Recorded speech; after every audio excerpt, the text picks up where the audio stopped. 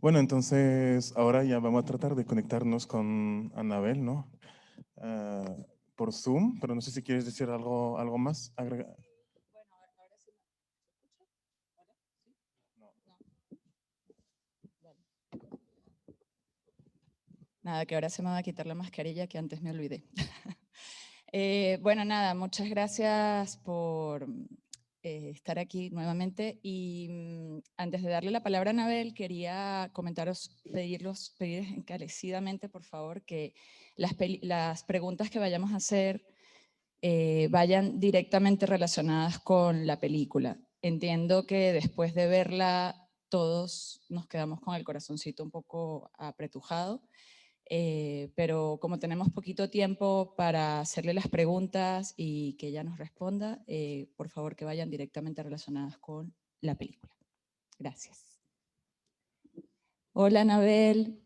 Hola, ¿Qué tal? muy emocionada, muy emocionada.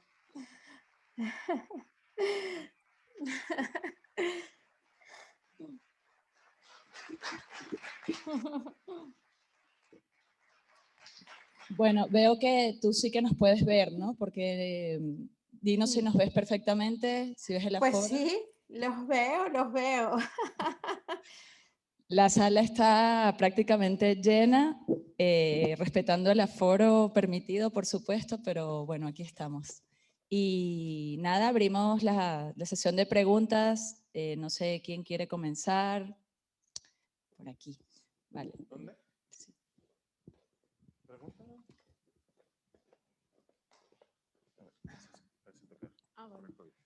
Bueno, nada, antes que todo, felicitaciones, un documental súper estupendo.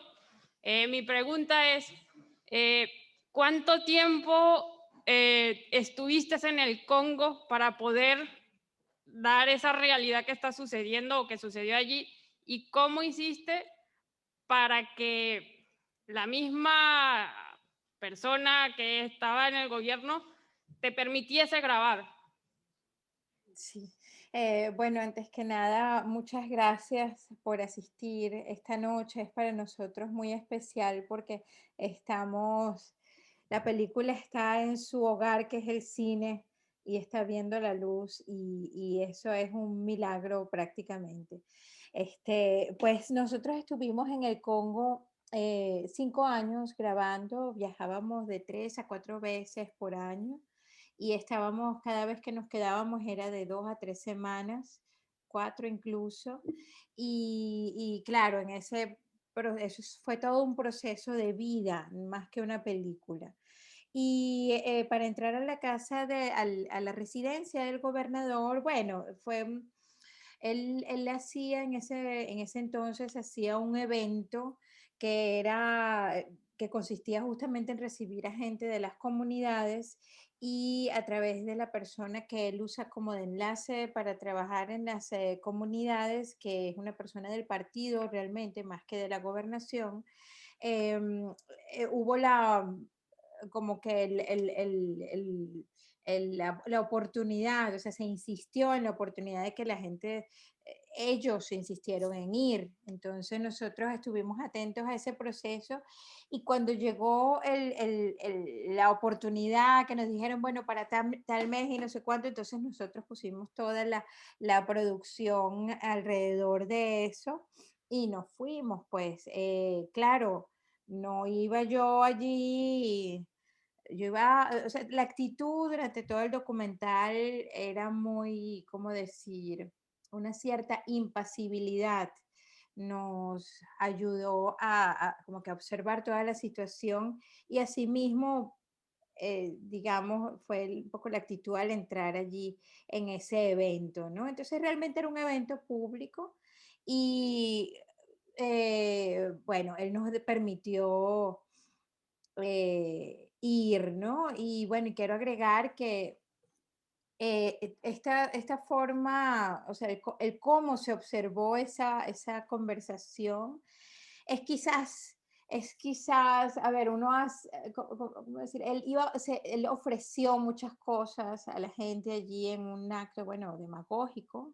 Uno lo interpreta como demagógico, que de hecho lo es, pero en su momento yo dudo que él tuviese una intención así, ¿no? Sino él era, es como es, ¿no? Era como era, entonces sí, así se fue desarrollando esa situación.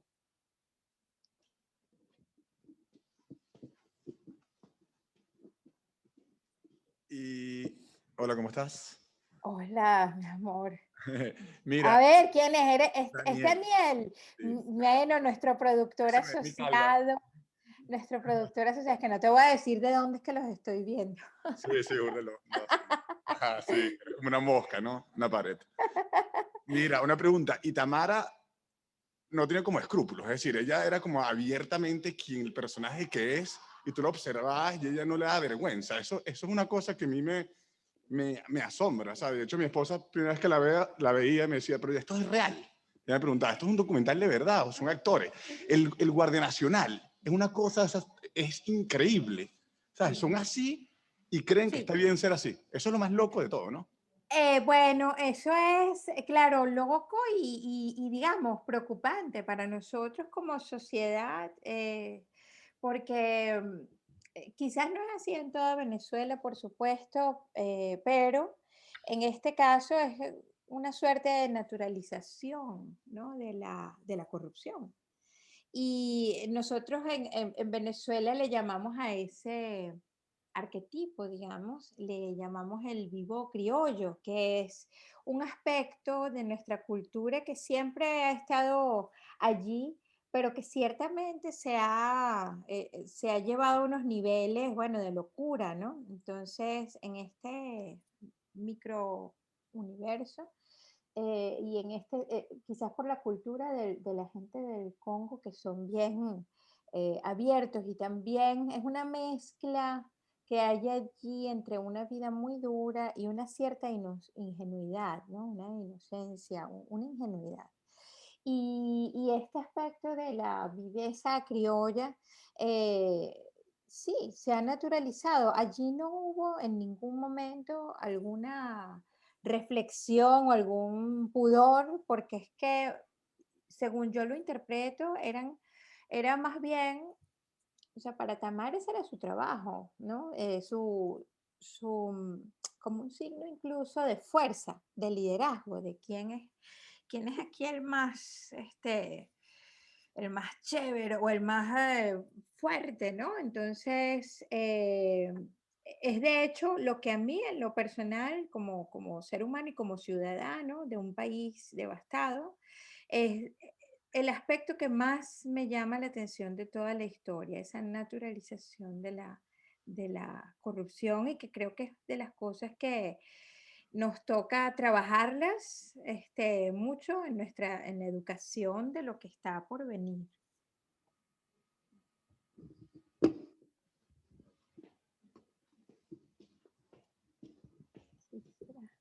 Hola, ¿qué tal? Hola, hola, Pues mi nada, amor. me causa mucha curiosidad saber si al sol de hoy tú quedaste en contacto con alguno de los personajes o si sabes en la actualidad pues qué ha pasado con algunos de ellos.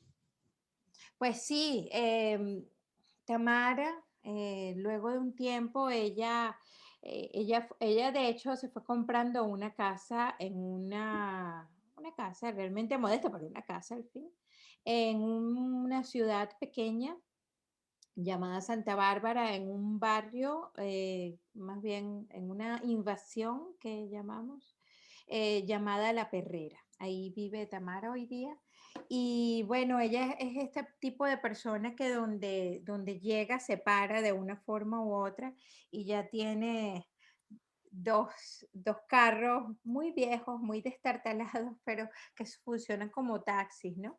Tiene su flota ya terrestre. Y está muy sola, honestamente está muy sola, sigue en el partido, y yo espero verla pronto en febrero. El plan es ir a Venezuela y presentar la película, no solo en plataformas, que lo estamos haciendo ahorita porque es bastante elitesco, sino en espacios públicos, con el apoyo del Instituto de Documental de Ámsterdam. Ellos nos han otorgado justamente una financiación justamente para hacer presentaciones públicas, gratuitas. Y así lo haremos y así vamos a ir por ejemplo, a esa pequeña ciudad en el Zulia, en Maracaibo, que es la ciudad donde está el gobernador, allí también, con la idea de presentárselo a los conqueros que están desplazados, realmente todos. Muchos están en Colombia, como 1.600.000 de venezolanos que están en Colombia y de los más de 5 millones que estamos en el mundo entero. Pero de los que están en el Zulia, pues la idea es verlos ahorita. Y he estado en contacto vía, por ejemplo, Facebook, WhatsApp.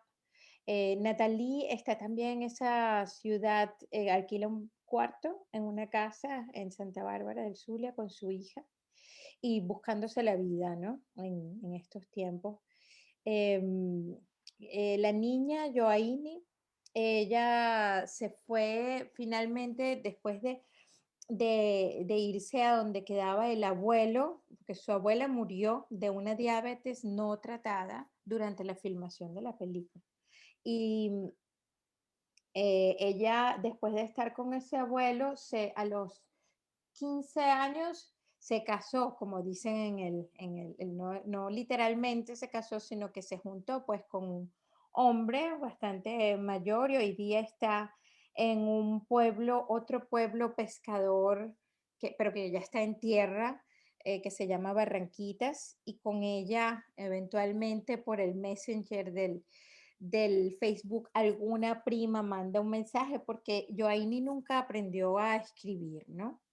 Y a ella también espero verla en esta ocasión de presentar la película. Y así, pues, uno de los casos que quizás les parezca interesante, hay una familia con la que empezamos a grabar, ellos se mudaron muy pronto, ellos fueron parte de un corto que hicimos allí inicialmente. Esta familia toda de pescadores, de 6 hermanos, pues durante este tiempo hemos seguido mucho en contacto y para que sepan cómo está la cosa en Venezuela, pues 2 de ellos se han muerto de tuberculosis. No, perdón, se murió la niña, Dios mío, se murió la niña y el otro niño está ahorita con la tuberculosis y estamos buscando que tenga una atención, que tenga el tratamiento, ¿no? Para que sobreviva, para que tenga una oportunidad de vida. Entonces, bueno, ellos tienen, bueno, un poco el mismo destino de los muchos exilados y refugiados venezolanos, un futuro una situación sumamente vulnerable.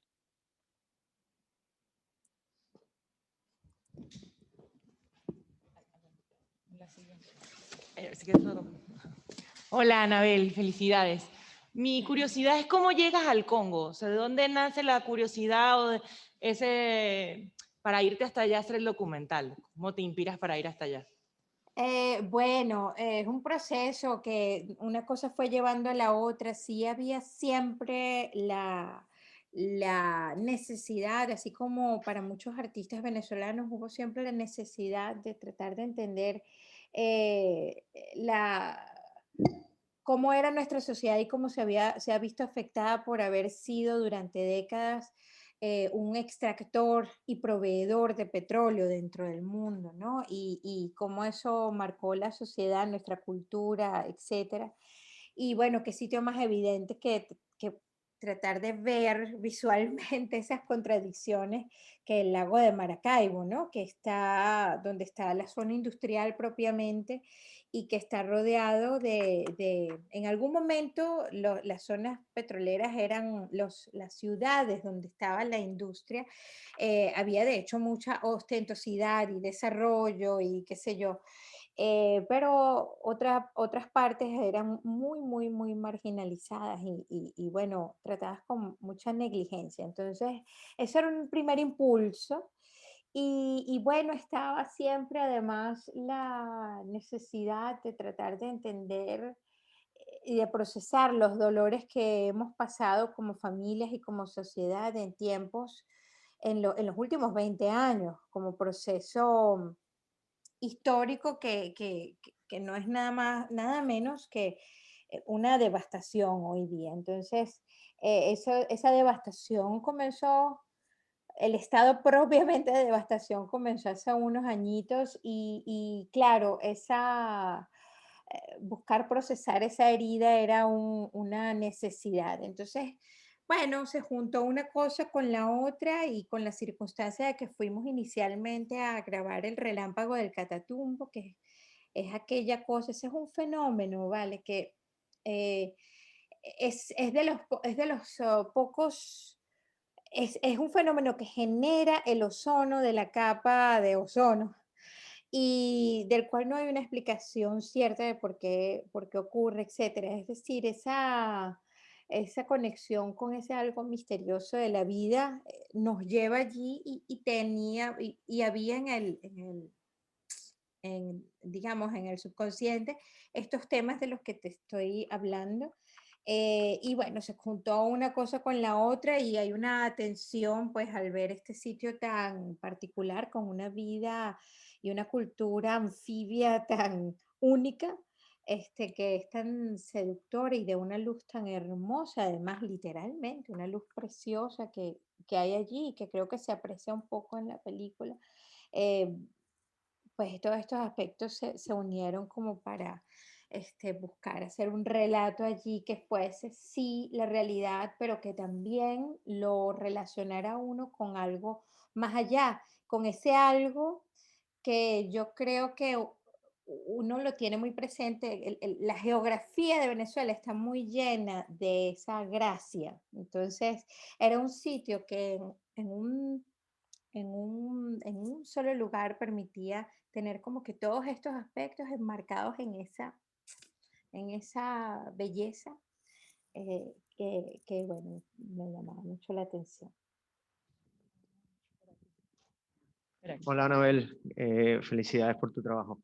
Gracias. Una pregunta. Hay una escena que me dio mucha curiosidad, me impactó un poco, y fue cuando estaban con Arias Cárdenas. La señora Tamara se ve su cara de decepcionada total, como que no habían conseguido nada. Ese sentimiento es algo que expresó contigo en algún momento fuera de cámara. Mira, ¿sabes qué? No. Si te soy totalmente sincera, no. Sí hay, a ver, sí hay en Tamara una conciencia dentro de una cierta, dentro de esa inocencia de ser esta persona que realmente no está en el poder y que está, ¿verdad? Que no ve muchas cosas que están en esos distintos estratos de élites allí. Fuera de eso, ella tampoco está, ¿cómo decir? Es una persona muy, muy inteligente y que, bueno, hay una conciencia allí de que no están haciendo las cosas y que ella misma lo dice, aquí ustedes no le podemos mentir, no le podemos seguir mintiendo a la gente. Así claramente lo dice en el encuentro con el grupo del partido de la ciudad local, ¿no? Y, pero no se salió del partido hasta el sol de hoy, hasta el sol de hoy. Y yo creo hay un poco, sí, de fidelidad, sí, pero también un poco de arrimarse a donde está la oportunidad. O sea, una mezcla de varias cosas, ¿no? Como todo, que no es. Y lo comento porque, eh, bueno, no nos va a sorprender, no creo que sea sorpresivo que si las cosas cambian, si la configuración del liderazgo político cambia, yo creo que puede hacer así rápidamente de un lado a otro, ¿no? Como mucha gente, creo que les puede, una cosa es la apariencia y otra cosa es lo que va por dentro. Entonces, bueno. Hola, mi pregunta Hola. era, ¿en algún momento te sentiste abrumada o sobrepasada o alguien del equipo se sintió como, no puedo seguir viendo esto, no puedo dejar de intervenir durante esos 5 años de filmación? Sí, bueno, de intervenir, intervinimos y seguimos interviniendo e involucrándonos con la gente, como este caso que comenté de la familia. Es muy difícil no tratar de algún modo de ayudar, y siempre hay una pregunta ética de, de qué hago, ¿no? Cuál es el rol aquí. Y muchas veces me repetí a mí misma y lo conversábamos incluso, que bueno, hay una elección de ser, o sea, en el hecho del narrar, del tener una cámara, de hacer una película, eso es un rol que tiene eh, o sea, uno lo asume o no lo asume, o al menos yo me lo planteé así. Y muchas veces me tuve que frenar para no tomar el rol de trabajadora social, pero bueno, es inevitable hasta, como te comenté, hasta hoy día estamos buscando las maneras de articular esfuerzos para hacer un cordón humanitario de los muchos que está haciendo la sociedad civil, de persona a persona en Venezuela. Estamos buscando habilitar un cordón humanitario hacia ese lado de la costa del lago de Maracaibo, ¿no? Y que no es el trabajo del narrador, pero en el momento sí hay esa pregunta constantemente. Y por otro lado, a veces era un poco... es una realidad muy dolorosa también. Quizás no todo lo que se ve en la película, sino también el resto, toda la situación del pueblo es doloroso, y también cuando uno lo refleja pensando en la sociedad completa. Entonces ese aspecto emocional era muy difícil también, o sea, uno llora mucho. También fuimos muy felices,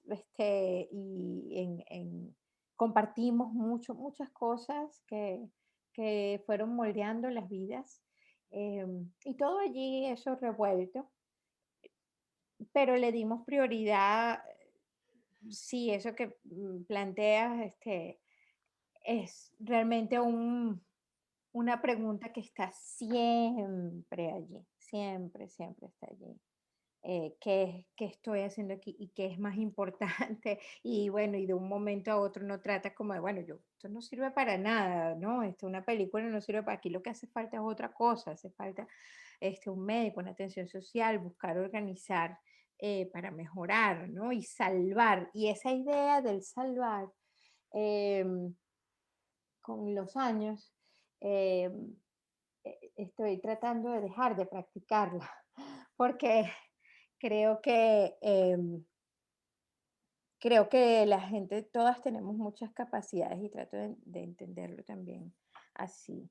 Y bueno, y tratar de hacer lo mejor que puedo desde ese rol de poder estar más o menos bien y lúcida para poder narrar lo que veo.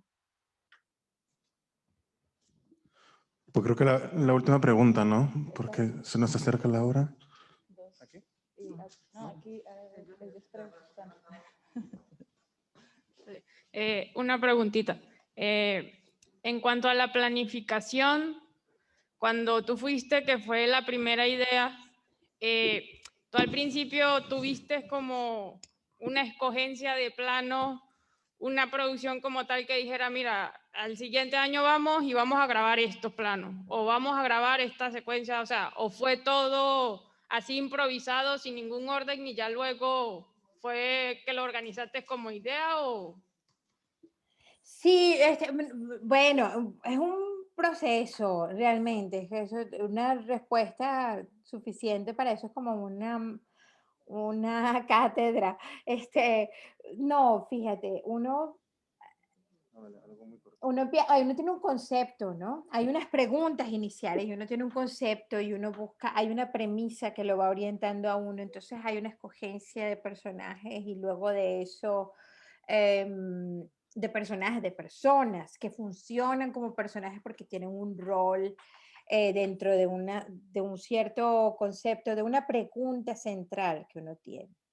Y entonces allí uno va profundizando en las historias de las personas, pero hablando con ellas, tratando de entender qué es lo que mueve a esa persona y cómo eso me mueve a mí, al equipo de filmación, pues como artistas y en esa resonancia, bueno, buscar cuál es la línea que queremos seguir. Entonces, por ejemplo, en el caso de Nathalie, la maestra de la única escuela del Congo, ella, por supuesto, tiene toda una historia de vida, pero de todas esas, de toda su persona, lo que era interesante para lo que queríamos contar era el tema de que la querían votar y que ella, bueno, ella estaba tratando de conservar su trabajo a toda costa porque por muy mínimo que ganara, era algo y, era una situación existencial de ese tipo. Entonces, íbamos siguiendo esa situación y bueno, ¿y ahora qué pasa con Natalie? ¿Ahora qué pasa con Natalie? Eso va uno va reaccionando también a cómo se va moviendo tal o cual situación. Está la situación general del pueblo, que todos estábamos esperando a ver si movían unas dragas. Dragas son estas maquinarias, unas embarcaciones con unas maquinarias que son capaces de hacer trabajos de ingeniería hidráulica, pero a nivel urbanístico, grande, ¿no? De grandes dimensiones. Entonces, el tema era de que se movieran aquellas dragas o no, entonces había una espera, ¿no? Ese tema de la espera y lo fuimos desarrollando lo mejor que pudimos, ¿no? Y así vamos siguiendo esa. En el YouTube hay una conversación que va bastante sobre esa pregunta que la hizo la Universidad del Zulia de Venezuela, Cineluz. Si tú lo buscas así, Cineluz, érase una vez en Venezuela. Ahí seguro en el YouTube aparece una conversación como 1 hora sobre este guión, realmente guión de documental. Bueno, Anabel, desafortunadamente tenemos ya muy poquito tiempo porque aquí el toque de queda nos manda a casa. Entonces vamos a hacer una última pregunta, la última, que creo que, bueno, estaba por aquí y ya nos despedimos. Gracias. Anabel, quería decirte varias cosas. Lo primero, felicitarte. Mi hijo estudia cine y él dice que el cineasta deja en los espectadores una gran reflexión y que esos son los buenos cineastas y eso es lo que nos has dejado. Te pregunto rapidito, ¿cuáles son tus proyectos y si ellos incluyen volver a Venezuela y volver a filmar allá y cómo te puede uno enviar un correo o algo, comunicarse contigo? Ay, mi amor, bueno, yo hago cine porque quiero contar Venezuela, es mi único motor en este. Si no haría cualquier otra cosa, porque es bastante difícil hacer cine, pero con esta historia que nos ha tocado vivir, bueno, creo que no va a alcanzar la vida. Y sí tenemos varias historias que queremos desarrollar. Una de ellas una de estas que va a ocurrir pronto es un cortometraje o dos, vamos a ver, sobre los defensores de derechos humanos en el país, que hay así como la sociedad civil se está moviendo, organizándose y haciéndose Estado prácticamente, los defensores de derechos humanos están bien movilizados y hay movida incluso artística. Entonces, hay incluso una producción de música de protesta muy interesante. Y bueno, vamos a seguir esos procesos. Y bueno, historias, también tenemos otras, pero historias hay, imagínate, para tirar para el techo. Y la página de la película onceuponatimeinvenezuela.com, onceuponatimeinvenezuela.com, ahí se pueden comunicar conmigo. Yo atiendo el email allí también, pero están todas las redes y estamos muy activos en Twitter y Instagram y Facebook. Y yo estoy si respondo con algunos días después es porque, bueno, tampoco voy, pero estoy muy atenta y abierta a continuar la comunicación. Bueno, Anabel, no, te despides de tu público. Muchísimas gracias por asistir y que viva el cine, Dios mío, y el encuentro humano. Muchas gracias. Muchísimas gracias, Anabel, muchísimas gracias al Instituto Francés y muchísimas gracias a todos vosotras y vosotros por estar aquí esta noche.